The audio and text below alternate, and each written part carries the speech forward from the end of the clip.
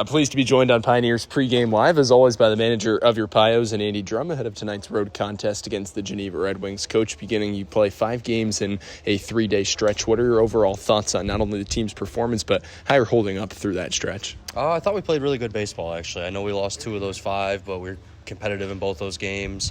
We got a tough stretch coming up these next 7 or 8 games, and we got to get to work. But I think we're playing good baseball right now. In the games against both Batavia and Niagara, you scored 2 runs in those losses combined. What were you seeing from the offense, either good or bad? We just got to get guys on, move them over, get them in. That's the big thing. We don't have guys that are going to drive the ball out of the park, so we got to get runners on early, get them over, and try and get them in any way possible and try and win each inning. You mentioned just getting on base, and a guy that's been exemplary of that all season is Brandon Dubek. He's been phenomenal, 500-plus on-base percentage. What is he continuing to show in his second year? Doobie has such a good understanding of the strike zone, doesn't chase a lot of bad pitches. His swings look really good this year. He's caught a lot of barrels. I know his average is, I think, up over 300 now. So Doobie's been great for us at the plate all summer.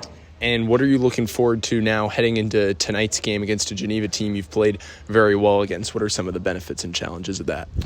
Big thing is we need Bryce to come out, pound the strike zone early, kind of set the tone, assert his dominance early, and we need the hitters to just attack, especially with a pitching staff that's kind of small right now with Geneva. We got to get out there and attack them early. 11 games left in the regular season. Is this a kind of game where you expect to extend out a guy like Bryce Michanek, maybe 6 or 7 innings?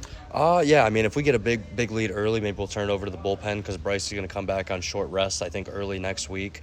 So I guess we're going to kind of see how the game goes. But if we can get a lead early, maybe get Bryce out of there after the 4th or 5th. But if it's a close game and he's pitching well, we'll let him ride. In terms of that bullpen, Sam Watts has been phenomenal, as we've alluded to before, top 10 K per 9 in the PGCBL. What have you seen from him the last couple outings that's made him so effective? Sam always pounds the strike zone. His fastball velocity looks up right now. His off-speed stuff looks really good. He's got great command of the strike zone. He's just keeping hitters off balance. What do you have, 7 or 8 strikeouts over his last 3 innings? So he's looked really good. Yeah, 7 strikeouts across the last 3 innings. And another guy who's been phenomenal in replacement of both Dylan Fatovich is Ben Rohde. What have you seen from him that's been a constant mainstay within your lineup? Ben does a good job. He puts the ball in play, and with his speed, any ball that's in play, he's got a shot to beat it out. That kid's so fast. Love having his speed in the lineup. We love to steal with him. So he's going to be a big piece of this down the stretch. Evaluating your ball club now, 35 games through the season, what would you say is the biggest strength of the Elmira Pioneers in 2025? Realistically, these guys are like a family. They do everything together. They've been doing poker nights together. So they're just all really close at this point. I think that's going to help us ride into the playoffs here.